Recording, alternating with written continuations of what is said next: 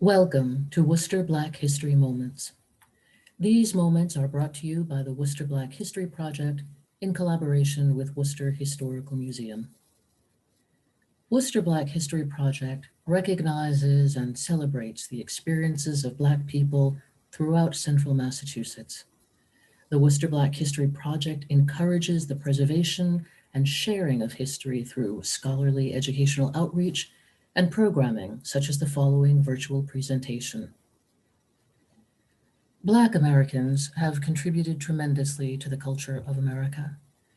In New England, Black Americans were artists, educators, politicians, athletes, inventors, doctors, nurses, business owners, and everyday people who worked hard and pursued their dreams to make life better for future generations.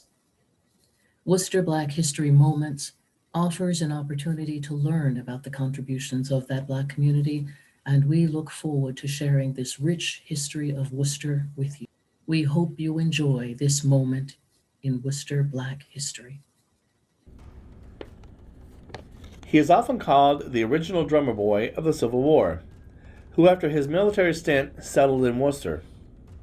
At the impressionable age of 13, Alexander Alex Howard Johnson was so moved by the hanging of the revolutionary abolitionist John Brown that he took to the streets to play for his memory. A member of the famed 54th Infantry, Johnson's likeness could be one of the drummers cast in bronze in the memorial dedicated to his commanding officer, Colonel Robert G. Shaw. The monument stands on Beacon Street at the Boston Commons, just across the way from the Massachusetts State House. The troop was immortalized in the film Glory, starring Denzel Washington, Matthew Broderick, and Morgan Freeman. After the war, Johnson moved to Worcester from his hometown of New Bedford and organized the city's first drum corps.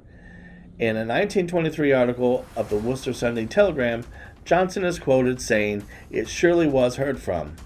It had 22 pieces, all snare drums, except one that was a bass drum.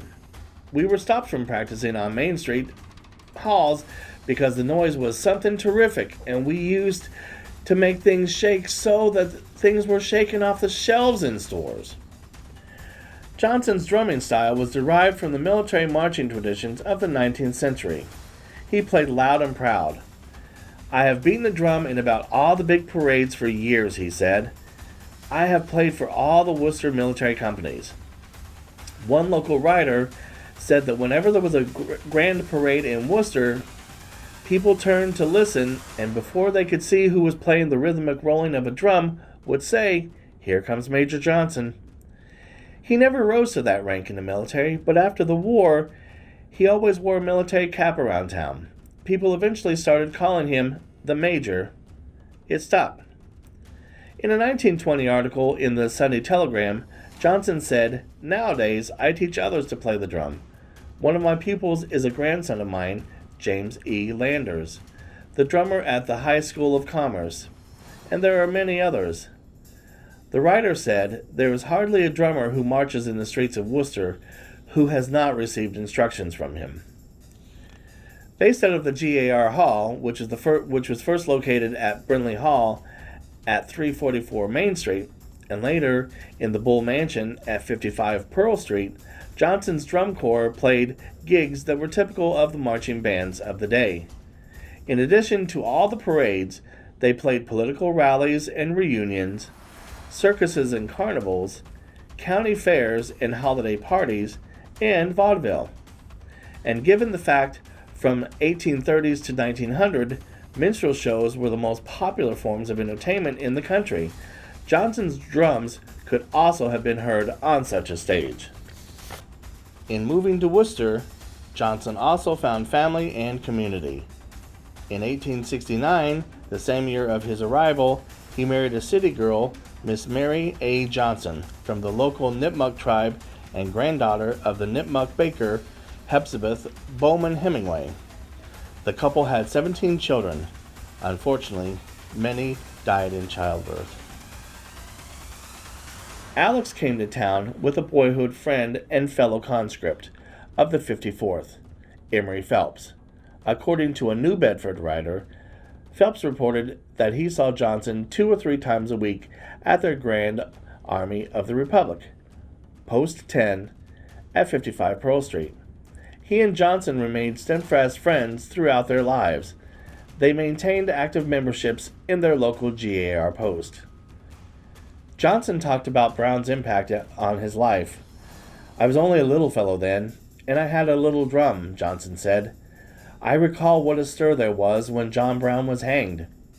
People said he died a martyr to the cause of abolition. There was a crowd that turned out in New Bedford, and I remember a big colored man in a red shirt stood out on the balcony and rolled his drum. And I stood in the street and rolled my little drum too."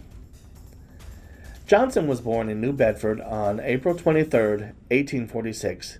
He lived there until the war, when he enlisted in the 54th at the age of 17. According to a 1907 Sunday Telegram feature on the drummer, Johnson's parents were of the Narragansett Indian tribe, but the major was adopted by a colored man according to his family. Johnson's father by adoption was William Henry Johnson, who lived to be 98 years of age. W.H. Johnson was the second black lawyer from Massachusetts to join the bar. Young Alexander learned to play the drum at the age of 6, and his ability made his enlistment an easy matter. He was regarded as one of the best drummers in the Army, noted the telegram. Johnson's military career is well documented. He participated in the battles of Olustee, Honey Hill, Boykins Mills, James Island, Fort Wagner, and Sherman's March to the Sea. Before leaving Boston to march among the ranks of the 54th, Colonel Edward M. Hollowell presented Johnson with a brass drum. He carried it throughout his military career. It was hit 6 times, and Johnson himself was shot once in the leg. The Battle of Fort Wagner helped turn the tide towards victory for the Union Army. Johnson recalled the siege to a telegram reporter. "It was the 54th first engagement. We fought from 7 in the morning to 4:30 in the afternoon, and we succeeded in driving the enemy back," he said. "After the battle, we got a paper saying that if Fort Wagner was charged within a week, it would be taken. We marched all night and reached Folly Island the next afternoon about 4 o'clock. Most of the way we were singing. Colonel Shaw and I marched at the head of the regiment. It was getting dark as we crossed the bridge to Morris Island. It was about 6:30 o'clock when we got there. It was a hard fight, lasted until 5 o'clock in the morning. We lost our good colonel. We went into the battle with 1,200 men and came out with less than 300. Sergeant William H. Kearney, the hero of the regiment, became a messenger at the State House in Boston. Kearney was awarded the Medal of Honor for grabbing the U.S. flag as the flag bearer fell, carrying the flag to the enemy ramparts and back, and singing, "Boys, the old flag never touched the ground." Johnson lived at 2 known addresses in Worcester. For 32 years in the house at 69 Central Street, during which time he had 18 landlords, he said. Johnson died in his other home at 21 Orchard Street, March 19, 1930. The drum carried by Johnson at Wagner remained in his possession as late as 1907, wrote Coddington, adding that there was no reason to doubt he still owned it upon his death at 83.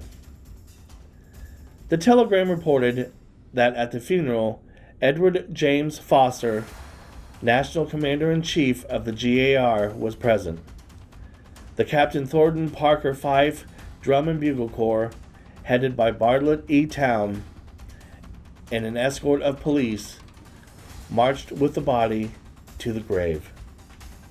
Burial was in the family lot in Hope Cemetery.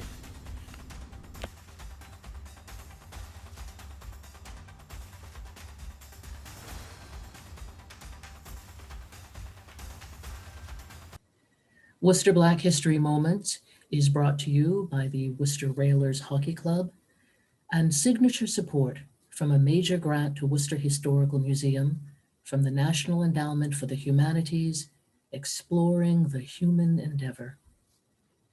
Additional support has been provided by the Worcester Together Fund, a joint effort between the Greater Worcester Community Foundation and the United Way of Central Massachusetts in partnership with the City of Worcester.